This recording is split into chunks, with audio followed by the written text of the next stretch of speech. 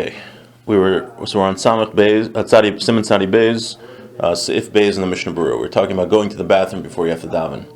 So last week we were saying that so we can divide up how much you have to go into three levels. Level 1 is if you can hold it for 72 minutes. Level 2 is if you can't hold it for 72 minutes. And level 3 is that you're violating the prohibition of Baal Teshaksu, where it's only not coming out because you're actively trying to hold it in. Meaning, if you just let it go, it will come out. Like when you're stuck in traffic and you can't hold it anymore. That is actually a rabbinic prohibition. Forget davening. That's a rabbinic prohibition to hold it in like that. So, anytime we're about to daven, even if you have to go a little bit, you're supposed to go to the bathroom before you daven, because it says we're supposed to prepare ourselves and be clean when we daven in front of Hashem. So we're supposed to be prepared, not clean, but we're supposed to prepare ourselves. Also, if you can, it's actually, even if you make a bracha and you have to go, it's better to go to the bathroom first before you make a bracha, and even before you sit and learn Torah, because doing those holy things, you have to not have to go to the bathroom. The other levels have to do with, like, if you did daven. Now, if you had to go to the bathroom a little bit and you did daven, then your davening still counts. If you had to go and you weren't able to hold it for 72 minutes, so you're just trying to really hold it in, you figure I'll just daven quickly, get the minyan, and then go to the bathroom, then the davening doesn't even count if it's number 2, actually. So we have to be careful of that. What's the other thing? One more thing. I forgot, I was going to say something else. Okay, so we're on Sif Beis. Now, what happens if you went to the bathroom, like us in the kollel, we drink a lot of coffee, and you're davening. In the middle of davening, you got to go. So what do you do? So, im be'emsa tfilaso nis'ar lo taiva, yamid atzmo ad sheyigmor v'lo yafsik. If in the middle of Shmona Esrei, right, again, we're just talking about Shmona Esrei, all of a sudden you have to go to the bathroom, you should not go and just finish Shmona Esrei without interrupting. That's what you should do. Ve'im b'shas kriyas shema u'birchai seha nis'arer, ben liktanim ben ligedolim, kori kedarko. V'dafka she'enu mesave kol kach de'izbei mishum bal teshaksu, av b'lav hachi yoser tov lahafzik. Now, there's always a difference between Shema and Shmona Esrei. It's much worse to stop in the middle of Shmona Esrei when we're standing in front of the king than it is to stop during Shema or the other parts of davening. So he says that if you're in the middle of Shmona Esrei and you really have to go to the bathroom, don't stop. Just finish the Shmona Esrei. But if you're saying Shema and then you have to really go, then you should stop. But he says you should only... Right, I'm sorry. In Shema you don't have to stop, but unless you really have to go. That level 3 we said we're about to shaksu. That if you can't hold it in anymore during Shema, you should really go. But it's forbidden to stop during Shemona Esrei. You really shouldn't. But Shema, you can stop if you want to. Now we're going to read soon. Now, what if you're in? Let's say it's Marav right now. He's had a lot of soda. In the middle of, we're going to talk about. You can say Shema when you have to go to the bathroom, but are you allowed to start Shemona Esrei? So we're going to talk about that. Okay, let's read the Mishnah Berurah here. Be'emtza, Rot Salomar, Shekodem HaTfila, Badak Atzmo, O Shelo HaYetzarech, L'Nekavav Klal, L'Kach, Afal Pisha, Achar Kach Nisorer, Afil L'Gedolim, Ein Rashai L'Hafsik Be'emtza. So once you started Shemona Esrei, then you don't stop, even if you have to go number 2. Upashat L'Achar Shasim Shemona Esrei, Asr L'Hamid Atzmo Od V'Lemer Kedusha, Kizehu Inyan Achar, Uke'ein De'is L'El B'Simenon Hey Sif Gimel, Ein Sham, V'Im Yachal L'Hamid Atzmo Ad Parsa, Ein L'El B'Sif Katan Zayin. So after those Shemona Esrei, let's say by Shachris, we have a repetition after, and we say Kedusha. But so he says, even though you're not supposed to interrupt Shemona Esrei, after Shemona Esrei you're supposed to go, because saying Kedusha, that's considered a new thing. Anytime you're going to start something new, then you have to go to the bathroom, right? You don't have to interrupt the davening to go, but if you're going to start something new, then you have to go. So you're in the middle of Shemona Esrei, all of a sudden you have to go. You don't stop, you finish Shemona Esrei, but after Shemona Esrei you have to go, because then they're going to do the Chazin's repetition. When they do the Chazin's repetition, you have Kedusha. Kedusha is a new thing, so you shouldn't be saying Kedusha if you still have to go to the bathroom. Okay, so that was Shemona Esrei, which is again more strict to not interrupt. Now what about Shema? We mentioned Shema. What does Mishnah Berurah say in Sif Katan Tes? Rotzen lomar after b'kriya shema ubirchaiseha hu yachol leilech memakom zeh lemakom acher lepano shama lahato mayim u'kamosh mesayim b'sof hasif afilo hachi im hu rotze hu yachol likos kadarka v'enzarach lahafsik. Now Shmona Esrei, once you're davening Shmona Esrei, you're not allowed to move. You're not supposed to move. You're not supposed to have any interruption when you're davening the silent Amida. Shema, you're allowed to go and move. So the Mishnah Berurah says, even though you're allowed to move during Shema, you don't have to interrupt to go to the bathroom. If you want, you can keep reading Shema normally. Okay. V'ayim b'halacha the be'arnu de'ein muter rak ad Shmona Esrei, aval Shmona Esrei dehu inyan acher asur lo lemor, kemen dehu tzarich l'nekavav. However, Shmona Esrei, that you would have to stop and go to the bathroom. So again, you're davening Marav now, and it's the middle of Shema, and you have to go to the bathroom. So you don't have to stop in the middle of Shema to go to the bathroom, because even though you're allowed to be mafsik, you're allowed to stop when saying Shema. However, to start Shmona Esrei, that's considered a new part of the davening. And when you start a new part of the davening, you have to go to the bathroom before you start that new section of the tefillah, which is Shmona Esrei. So again, you do not have to interrupt Shema to go to the bathroom, but you do have to go to the bathroom before you start the Shmona Esrei. Okay? Al kain yira lahavsek al kopanim bebirchas emes v'yatziv l'tzis l'nakav k'dei sheyochol achar kach lismoch geula l'tfila. Now, when should you? We just said you have to go to the bathroom before you do Shmona Esrei. So, what's the point of davening that you should interrupt?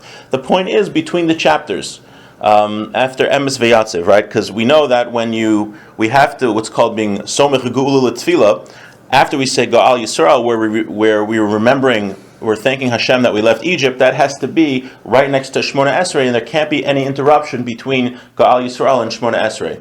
So that would be the worst place to go to the bathroom, in between Ga'al Yisrael and Shmona Esrei. So what we do is after Shema, between the paragraphs, when you have in the siddur, the breaks in the paragraphs, that's when we should go to the bathroom before the Shmona Esrei, not directly before Shmona Esrei. Now in Ma'ariv, it would seem also, I think, I'm not 100% sure, but it seems from what the Mishnah Berurah is saying here, it's preferable to go to the bathroom before we make the bracha of Ga'al Yisrael in Ma'ariv, because there also is an inyan, not as strict as Shacharis, but to have the bracha of Ga'al Yisrael connected without interruption to Shmona Esrei.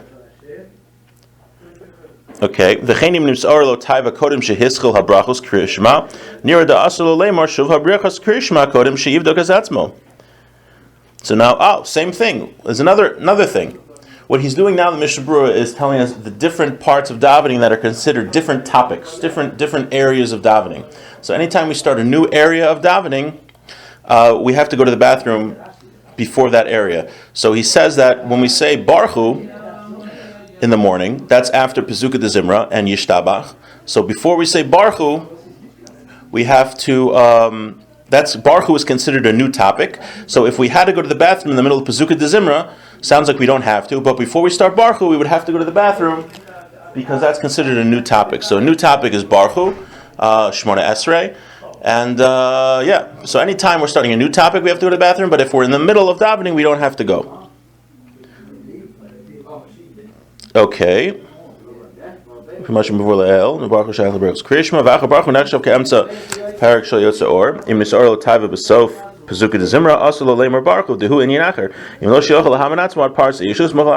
however, he does say, if you only have to go, right, remember again, we said there's 3 levels of going to the bathroom.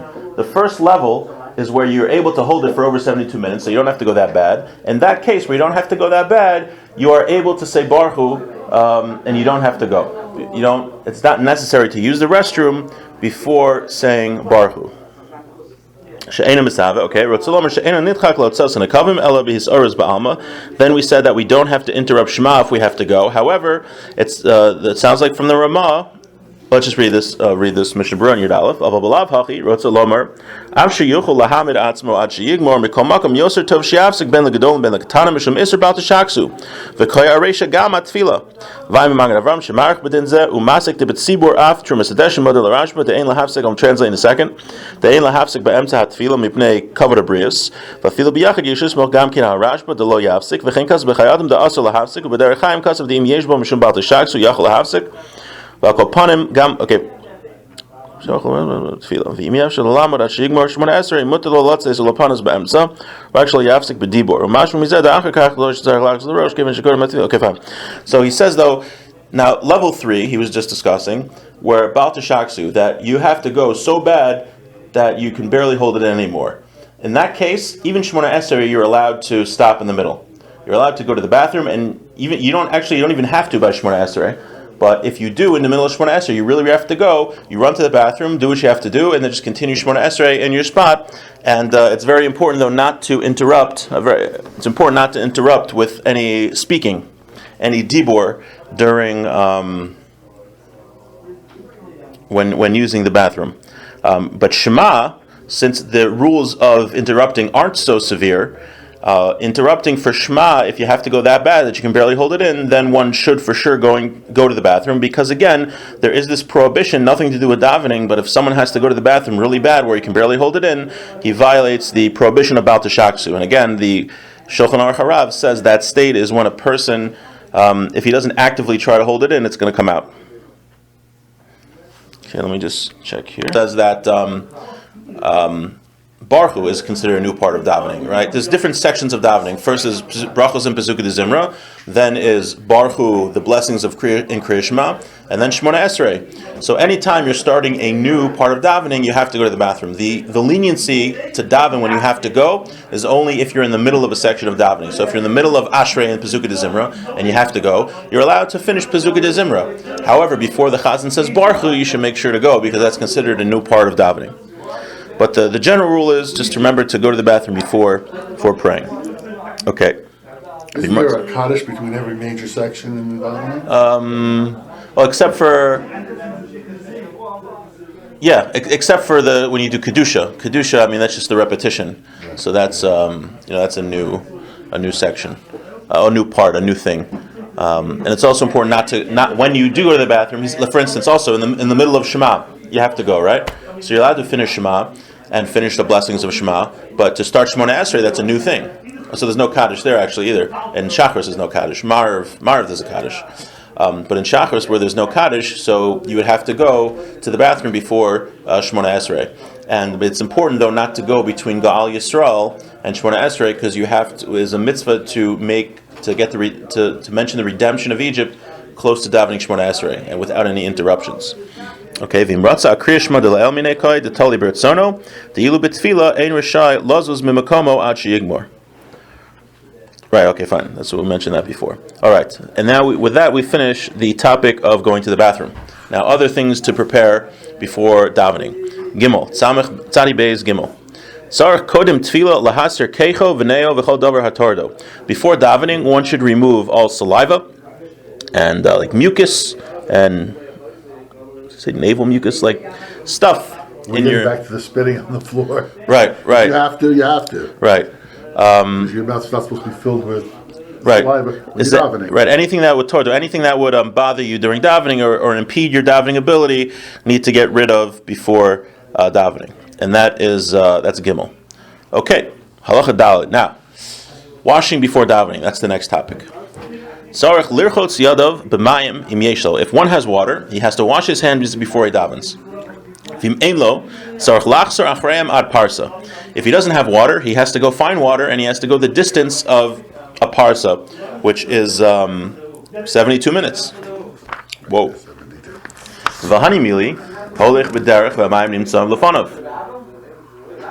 That's only when you have to go 72 minutes. That's if you're going on a journey, you're on the turnpike, and the next rest stop that has water is within 72 minutes. But if you have to go backwards, away in your journey, mayim, ad mil choser, you only have to go 18 minutes. But more than 18 minutes, you don't have to go. However, if you're worried that by traveling so much to get water before davening, the time for davening is going to be over, you can clean your hands by wiping them on dirt or rocks or something, or anything that cleans. Okay, right, and this, yeah. I wouldn't think that dirt would clean, but maybe sand. So I think it's talking more, like clean, not antibacterial, but they just like sweat and like different stuff. He's going to say like different reasons that we have to wash our hands. For instance, scratching a place that's normally covered, because those places are considered to have a lot of sweat, and other reasons why we have to wash. But he says afar, which seems to be dirt. But and then we're gonna discuss. I don't know if we'll get to it this week. We're gonna discuss the difference between knowing your hands are dirty versus just not paying attention. Right? Like if you wash your hands when you get up in the morning in your house, when you get to shul, do you have to wash your hands again? Right? So we'll discuss that. That's a good question, because that's one that interests me. Right there, we will. Because for instance, I will always go to the bathroom at home before I go to shul. Right. So I always wash my hands. Right. So my hands are clean. But when I get to shul, sometimes I do wash, sometimes I don't. All right, so we'll get to that. We'll learn it. Let's discover. But so far, we're saying that the halacha we learned: if there's going to be water, you have to go 18 minutes out of your way in backwards. Right? If you're traveling on a trip and you're going north and there's water to the west, you have to go 18 minutes to the west to get water. If you know there's water north 72 minutes, you got to keep going 72 minutes. Similar halachas about when you have to daven with a minyan. Okay, let's see the Mishnah Berurah Lirchotz. Hatamazeh, the reason is Ayin La'el Reish Siman Daled b'Mishnah Berurah. Look at Siman Daled in the Mishnah Berurah. So there, when it talks about why we wash our hands when we get up in the morning, there's two main reasons of the Rishonim, and there's also a Kabbalistic reason. One reason is because when we were sleeping, our hands were all over and touching dirty places, so it's impossible that we knew, right, our hands didn't get dirty a little bit. That's one reason. Another reason is that when we get up in the morning, we're considered a new creation, and for that we wash our hands. And then there's a Kabbalistic reason that there's also some sort of spiritual impurity that rests on a person when he's sleeping. It's sort of like death to some extent, and for that we wash our hands. How about dedicating the day to service of Hashem by washing your hands? I don't remember if I saw that, but it sounds good. Sounds familiar? Maybe. They say the reason we wash for bread is similar to the Kohanim washing, but what did I see? 1 second. Actually, it kind of says that. The Gemara kind of says what you're saying. It says, "Va'amar Rabbi Yechanan, harotze sheikabel of al malchus shemayim shlema." Someone who wants to fully accept the yoke of heaven upon him, Yefana v'yitel yadav v'yanich tefillin. He should go to the bathroom, wash his hands, and put on tefillin. V'yikra kriya shema v'yispal, say shema and daven. V'zuhi malchus shemayim shlema. And this is a full acceptance of heaven. So it's kind of like you were saying, that washing of the hands when you get up in the morning is part of accepting Hashem. So that's actually the Gemara in Brachos on Tezvav, which Daf Yomi just recently did. It's interesting. He doesn't really. Right. The other reasons seem like just independent to when you get up in the morning, but then you're saying there's another reason of how to accept the yoke of heaven, and that includes washing your hands, like you were saying. Okay. Okay, Lirchotz, read that? Fine. V'gam l'tfilas mincha v'arvis. Also, one has to wash his hands before mincha and ma'ariv. Hello. Talking about washing one's hands before davening. So you have to wash shachris, mincha, and ma'ariv. Tzarich netila ukid lakaman b'reish lam gimel sif beis. V'das harambam dehechad etzarich little yada v'lo natal v'gam lo nika oso b'tzror afilu b'diavad ein tfilas tefila v'tzarich iyon ladina. Wow. This halacha is so important that the Rambam writes that if someone didn't wash his hands before he davened, he actually did not. His davening doesn't even count. But the Mishnah Berurah cites a Pri Megadim that says we need to look into that aspect fully to see if. One quick question. Union Hill, we daven mincha, get a short Devar Torah, and then daven Marav. Really, there's no break, no time to go to wash for Marav. You can wash for mincha, but washing for Marav becomes an issue. Right. So, spoiler alert: this is going to be the next sif. And if you're always paying attention to your hands and you're cognizant of them, and you know that they didn't touch any dirty place, you didn't scratch your head, you didn't touch your shoes, then you don't have to wash them. That's going to be your answer about chakras. If you know from the time you get up in the morning. Then drove to shul that you didn't touch any place that would require another washing, then your washing from the morning counts. So right, you wouldn't have to wash again. That's going to be the next sif. I didn't want to keep you waiting all week, so I told you. Okay. So in the end of the day, though, about that Rambam who says that you actually your davening doesn't count. The Mishnah Berurah says in the Biur Halacha that we don't really go with that you don't actually have to go and daven again. Right? Imagine someone didn't wash his hands before davening, and then you realize after he davened, according to the Rambam, it seems he might have to go back and daven again. But the Mishnah Berurah says we don't do that. We don't go back and daven again. Okay, b'mayim. This is wash your hands with water. Ve'ein haniguv ma'akev v'zeh k'mo she'akev v'netila l'achila. And he says, even though that when we wash before we're eating bread, we have to dry our hands, that doesn't apply by davening. Right? Just practically, you might want to dry your hands, especially if you're shaking people's hands. But there's no halacha that you have to dry your hands. Whereas washing for bread, there is a halacha that one has to dry his hands. Well, I had heard from someone, I don't remember who it was, that you have to say the blessing before your hands are dry. Yeah, I remember Rabbi Shor told me Say the that. blessing while you're drying your hands, but you have to say it completed before your hands are dry. Right. So I wish I was older when I knew him, because I would appreciate it so much more. I was in his shir so many times I had no clue what was going on. But yeah. Okay.